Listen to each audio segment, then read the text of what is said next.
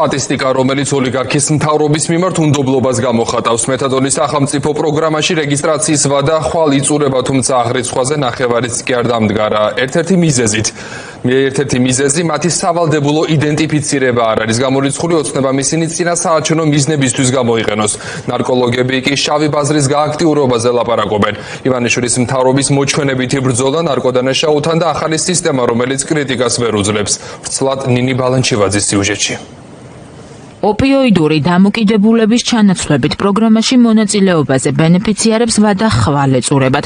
15 აგვისტოდან კერძო სუბიექტები ამ მიმართულებით პაციენტებს ვეღარ მოემსახურებიან და მოქალაქეებს მხოლოდ სახელმწიფო ცენტრებში მიიღებენ. ამ დროისთვის იმ პირთაგან, რომლებიც პროგრამით კერძო სამედიცინო კლინიკებში სარგებლობდნენ, რეგისტრაცია მხოლოდ 30%-მა გაიარა. ექიმების პროგნოზი მძიმეა. ნარკოლოგების ნაწილი ფიქრობს, რომ ოცნების ეს გადაწყვეტილება კიდევ უფრო გააქტიურებს შავი ბაზრის მუშაობას. ვინც არ რეგისტრირდება, იმ ადამიანებს არაფერს არ თავაზობენ. ანუ არ უნდა დარეგისტრირება და ხო უნდა შესთავაზონ რამე. უპრენორფინი აქამდე ესე აქტიურად შავბაზარზე არ იყო, ეხლა ძალიან აქტიურად ისევ გამოჩნდება და ზუსტად ვიცით, ეს კი ბევრჯერ გვაქვს ნანახი და ზუსტად ვიცით რა მოყვება. ეხლა როცა 2500 კაცი დაახლოებით დარჩება ქუჩაში, ეხლა საწავა ეს ადამიანები, ხო? ეს ადამიანები არიან დამოკიდებულები და მათ ჭირდებათ ნარკოტიკი. ანუ ისევ იხსნება შავი კარი, black door, რომელიც არის ძალიან მძიმე, ასე ვთქვათ, შედეგების მომტანი. სავარაუდო მიზეზი, რის გამოც ბენეფიციარები სახელმწიფო პროგრამაში არ რეგისტრირდებიან, უნდობლობა და კონფიდენციალობის პრინციპის დარღვევაა. ზურაბ სიხარულიძის შეფასებით, ის მოქალაქეები, რომლებიც სახელმწიფო პროგრამაში ჩართვაზე უარს ამბობენ, მკურნალობის მიღებას ალტერნატიული გზებით შეეცდებიან.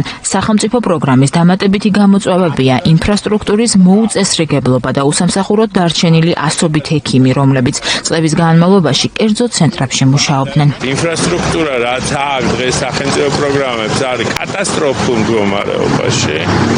იქ დადის უამრავი ხალხი, არის სერიოზული კადრის დეფიციტი, იმიტომ რომ ძალიან დაბალი ხელფასებია, თვითონ ტერიტორიაც ისიც არის კატასტროფულ მდგომარეობაში. მესამე პრობლემა ეს არის თანამშრომლები. დაახლოებით 300 კაცამდე რჩება უმუშევარი, რომელსაც აბსოლუტურად არაფერს არ თავაზობენ ჯერჯერობით. რას ემსახურება ჩანაცვლების პროგრამა და რა არის ოცნების პოლიტიკური მიზანი? პარტია გირჩის შეფასებით ბენეფიციართა მონაცემები, რომლებიც წლების განმავლობაში კერძო სამედიცინო ცენტრების მომსახურებით სარგებლობდნენ, ახლა სახელმწიფოს ხელში აღმოჩნდება, რასაც ოცნება სასურველ დროს და განსაკუთრებით წინა საარჩევნო პერიოდში პარტიული ინტერესების შესაბამისად გამოიყენებს. პოლიტიკური მიზანი ასეთ ტიპის ქმედებებს არის ადამიანების კონტროლი და როცა ადამიანს შეეძლო ადრე თქვა კონფიდენციალური შენარჩუნებით კერძო კომპანიაში მისული იყო და მიიღო სასურველი მკურნალობა, ამ შემთხვევაში ის იძულებულია პოლიციას ჩააბაროს თავის მონაცემები და როცა პოლიციელს აბარებ, თუნდაც თეთრი ხალხი ეცვას ამ პოლიციელს, გასაგებია რომ შენი კონტროლისთვის გამოიყენება მე ეს ყველაფერი და დარწმუნებული ვარ 1000-ობით ადამიანზე დამატებითი ბერკეტის გასაჩენად არის ეს გაკეთებული.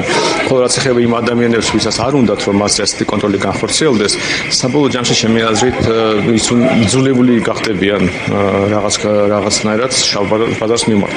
ოცნებაში განმარტავენ, რომ სახელმწიფო ცენტრებში ბენეფიციარების მისაღებად უკვე მზად არიან და შესაბამისი ინფრასტრუქტურული სამუშაოებიც დასასრულს უახლოვდება, თუმცა ჯანდაცვის სამინისტროში არაფერს ამბობენ იმ გამოწვევებზე, რაზეც სპეციალისტები საუბრობენ და არც იმაზე, რა ბედიელით იმ ბენეფიციარებს, რომლებიც პროგრამაში ჩართვას არ აპირებენ. ფსიქიკური ჯანმრთელობის ეროვნულ ცენტრში გრძელდება, რა თქმა უნდა, მუშაობა იმ მიმართულებით, რაც გულისხმობს ჩანაცვლებითი თერაპიის ცენტრების მზადყოფნის უზრუნველყოფას იმისთვის, რომ რეფორმის რეალურად ძალაში შესვლის მომენტისთვის 15 აგვისტოსთვის რეალურად მზად იყოს ყველაფერი საიმისოდ, რომ ახალ ნაკადს, რომელიც კერძო სექტორიდან გადმოინაცვლებს სახელმწიფო სექტორში, მზად დახვდეს ჩვენი დაწესებულებები. მინდა შესაძლებლობით ვისარგებლო და კიდევ ერთხელ მოუწოდო ყველას, ვისაც სურვილი აქვს, რომ ისარგებლოს ჩანაცვლებითი თერაპიით, შესაბამისად, რაც შეიძლება სწრაფად დადგენილ ვადებში 11 აგვისტოს ჩათვლით პერიოდში მომართოს შესაბამისი არხებით ჩვენს დაწესებულებას.